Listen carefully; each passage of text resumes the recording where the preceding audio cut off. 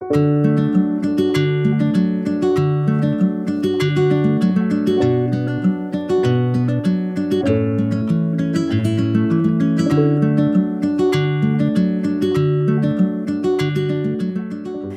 grew up in Blooming Prairie, Minnesota, actually outside of Blooming Prairie on 6 acres on a farm, milking cows, baling hay. We had lots of pets and lots of animals around. I graduated high school in 1983 from Blooming Prairie High School. I was valedictorian of my class, but the speech that I was allowed to give at graduation, they were afraid of what I was going to say, and it was actually kind of one of my first experiences with, you might not be like the other people around here, and recognize that that might not be all bad, but that it might cause me some consternation over time, and that's certainly been true. I was adopted, and I was the first one in either side of my family to go to college, much less law school. My teachers really had a big influence on me, and actually the minister who I rode back and forth with when I was the church organist for 2 little churches out in the country also had a lot of impact on what I thought I wanted to do with my life and how I would go about accomplishing things. By the time I got to college, I sat down with a professor that was the pre-law professor, since I kind of thought that's what I wanted to do, but I thought I wanted to be an entertainment lawyer because that would be a way that I could incorporate the music. And he said, "Oh, no, sweetheart, you can talk to the people. We don't want you in a back corner writing contracts for somebody else." And he was a part-time assistant Minneapolis city attorney.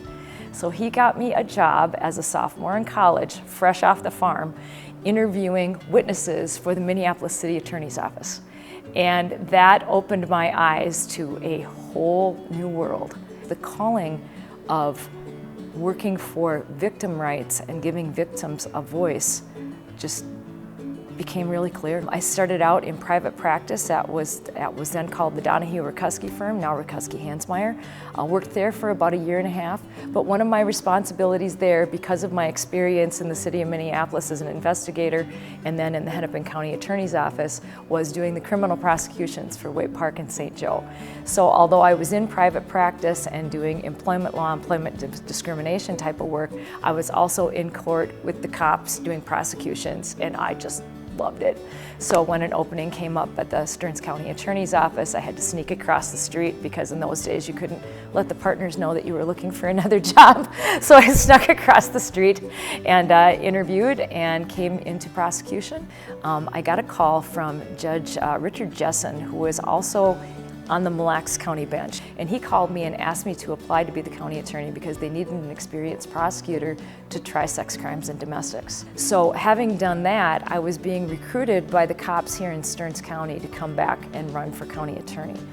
The county attorney at that time was getting close to retirement.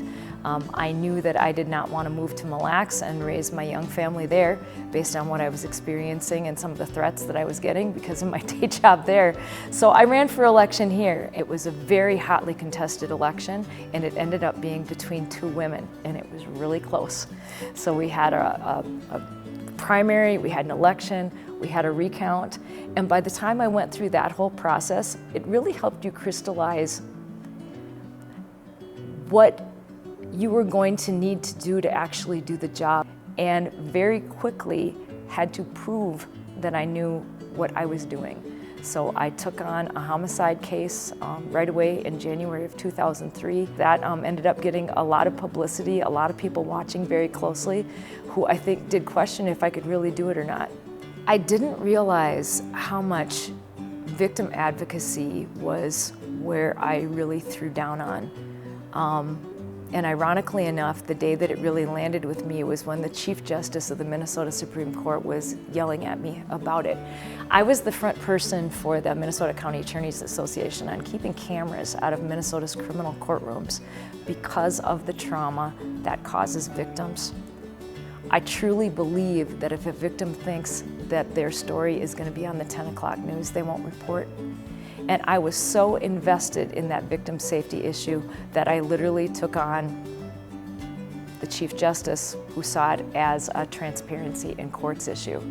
And some decisions got made because of that, where I got asked to step aside because of my fervor on it. And that really told me how big a deal that was to me. and why our domestic violence court was such a big deal to me.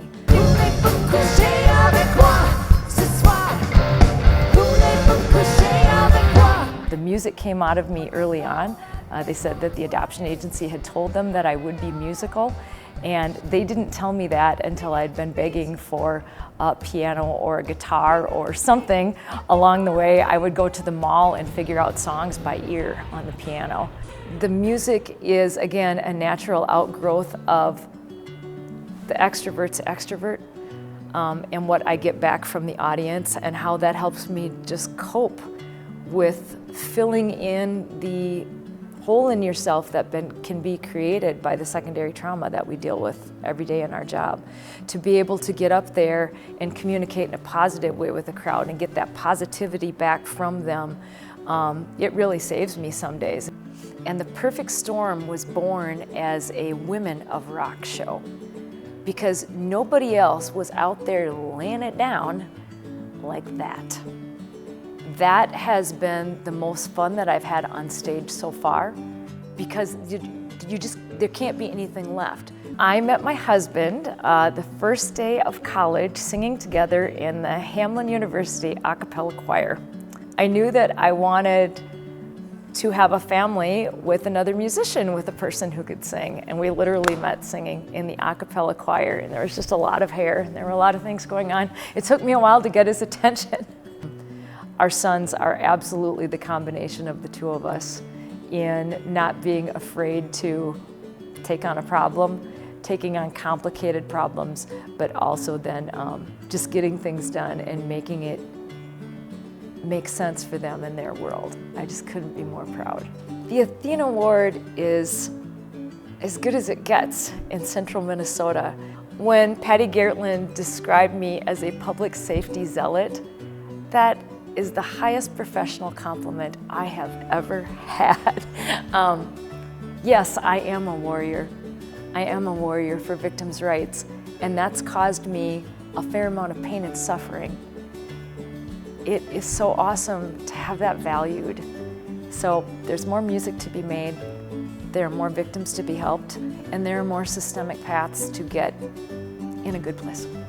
I see that there's a lot still to be done, but that domestic violence court, if I get hit by a beer truck tomorrow, that's gonna survive. And that human trafficking task force, even if the money goes away, that's gonna survive. So if I have been able to make life better for one victim, it's all worth it. It's all worth it.